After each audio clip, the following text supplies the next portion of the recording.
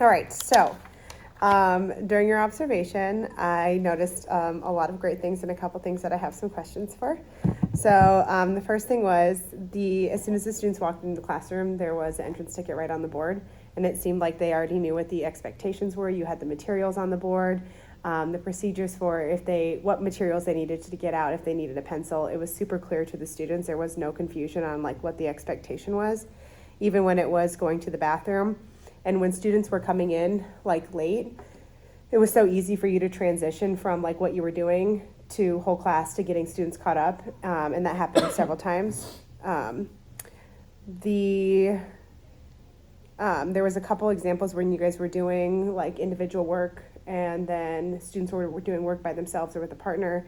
So there was a lot of scaffolding going on, a lot of resources that you were using on the board. So the students had the text in front of them, they had it on the board. I liked how the page numbers were really big on there, so that even if they came in and they were lost, they knew exactly like where you guys were, and how you were writing it along with them. So kind of coming up with the examples together as a class, but then putting it up there so it wasn't just for them to kind of fend for themselves. And then when going over the responses from the students that you asked me, I noticed the student that he's just super excited. So 6 out of the 11 students that were in here shared responses. So, and there was a student in the back who he surprised me because it didn't seem like he was engaged throughout the whole class, but then it was like he was listening, but he wasn't actively doing every single thing that you had asked, but then he would share like great perspectives and like opinions, on like what he thought, or he knew like definitions of words. So it was interesting to see that. Like one of my questions about him was like, how are you ensuring that he is meeting the learning targets when he doesn't necessarily always look like he's engaged? So a lot of great things that I had seen. You were constantly moving throughout the classroom. I thought that you were moving from students. You were targeting students who you knew were like struggling to stay on task and helping them doing one-on-one.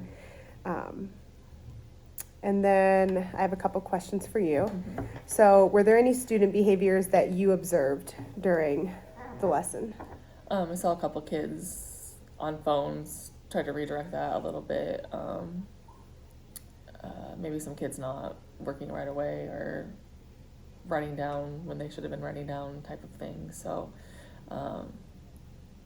with the one student with the phone, when it gets to that point, like he typically will just give it to me, so it's kind of nice. And then you can kind of see him start working a little bit more, so try to give him a little bit of leeway with that. But as far as the kid in the back, we do a lot of checking for the targets orally, because he just struggles with putting stuff on paper. So it's kind of an easy, when my co-teacher's here, it's a little bit easier to kind of check in with him a little bit more frequently with that. And he does often come late, so I think he is confused a little bit at the beginning, and so I'm trying to get him kind of where he needs to be and stuff like that. So I did notice that his seat was in the back of the room. Is that because proximity to your co-teacher? A little bit.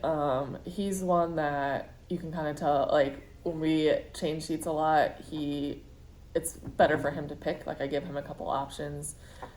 He also can have a lot of conflict with kids, and so if he chooses to work by himself, like when we do an actual like collaborative discussion and stuff like that, I kind of let him pick which group he wants to join. But it's just like he is just a kid that will work way better and have less conflict if he's by himself. So how did you feel that the lesson went? I thought it went really well. The text was super complex, so I tried to put it into terms that they kind of knew about, that would lead to a little bit better discussion. I don't know. I think it's a hard connection to make from what we just got done doing, but their like final project is talking about social epidemics, and so looking at more of an issue from a social perspective than just like an actual like health physical epidemic, and trying to like make connections between the two. So it's kind of a good starting point to really kind of look at how that goes. I like to try to do, so in the lesson plan I actually had them doing more of the organizer on their own, but I think for like a first go with this, it was better to kind of do it whole group, just so that they have accurate notes, because this is one of the sources they're going to have to use for a paper. And so I also wanted to make sure that they had the accurate notes so that when they go to write their paper that they'll be able to make the connections with that. So I felt like the kids were engaged in it, in an article that I don't think was like super exciting, but I was trying to like pull out things that would make them kind of connected to what's going on in their own lives, because they do. I mean, with social media, it's all about social contagion, because I mean, group text messages and all that, and so we tried to like talk about that and build some of that stuff in there. So No, I felt like you did a good job when you were giving the examples of like the memes and like TikTok. The cards, I'm guessing, are part of like a word wall. Is that what Yes. those were? Yeah. Okay, so having like the images and like the definitions, and then like asking, it was an easy way to get students to participate who hadn't Right. been participating as much. So like to hear their voice, I thought that was really well, and it had like the visuals and easy for you to refer back to. I also noticed that you were using the vocabulary multiple times when you were talking and giving your own examples. What do you think was the most successful part of the lesson, and what do you feel was the least successful? I think in doing it again, I probably would have allowed them more time to talk together and try to fill it out a little bit more on their own. With EL, pacing is a really big challenge, because that took a whole class period, and there was like 3 or 4 other things that we should have gotten done in a lesson. And so I think sometimes trying to rush so that we get to like where we need to go. I thought the discussions that we had were good. I felt like they kind of have a better idea of like what a social contagion is. I'm not so sure, and I think you'll see more of it. You would see more of it on Monday as far as actually hitting the target of the central idea and the summary. We'll dive really heavy into that once they've read the whole article. But we did stop kind of in a good stopping point to try to have them figure out like the central idea and things like that. So we'll kind of keep pushing through with that. What activities or actions do you think fostered high involvement? I think making connections to their own life. I think graphic organizers are really good, because a lot of those, it was just a couple of words. Like we didn't have to write like complete. I mean, it's basically like taking notes in order to then make a product later on, right? Like they're taking notes to then turn that into a paper. And so I think just not having that huge amount of writing, but then with any article, you try to make any sort of connections to like what they're going on in their own life. And I think we did that. So I think that was good. Is there anything that you think you could have done to increase engagement?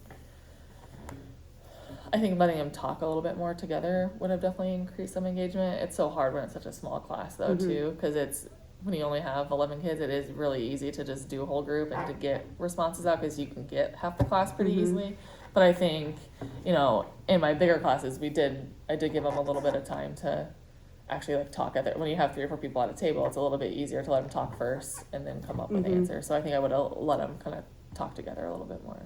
Yeah, I noticed that, like, I knew that you already had said it before in the pre-observation that it was going to be like a heavy content day. Like you had a lot that you needed to get through in order to make sure that they stayed there. Yeah. I just kept thinking, I was like, I wonder what you could do in order to, I know that there's just such a small window of time, but maybe to like increase like the movement or something, because it was a lot of like sitting. Yeah. So I was like, I wonder if there's anything that you could do while you were teaching that wouldn't take that long, that fostered some of that movement to maybe increase the engagement. Yeah, that's a good idea. And then what are things that you will replicate in this future lesson, or things that you replicated while you were going throughout the same day? So like as you repeated this lesson, were there things that you kept the same, or were there things that maybe if you do this lesson again, that you would change? I think I did try to keep it mostly the same. Like I said, my classes that are bigger, we did do a little bit more table talk before coming back as a whole group. So I think that would be something I would try to replicate in all classes. My first period is really small too. There's only like 13 in there. And so we kind of did more of like the whole group kind of thing in there too. So as far as like the close read, I really liked how like I broke down each paragraph to, really try to get them to understand what it was about. So definitely high level vocabulary and topics in there that I think were a little bit abstract. And so I think I would stick with that. But I think just doing a little more table talk and having them try to talk through some of this stuff would be beneficial. I kept thinking, I was like, for your student over here that was very vocal, he's just very excited about everything. Maybe having like part of your kits, the talking tokens or something, to maybe utilize those so that there's, and maybe especially just at the table talk, there's a little bit more equity in that. I mean, you can always count on him to not keeping it to like get it going. quiet. And then what are your next steps? So do you have any actions or ideas that this has triggered for you, or what is your next steps with this lesson?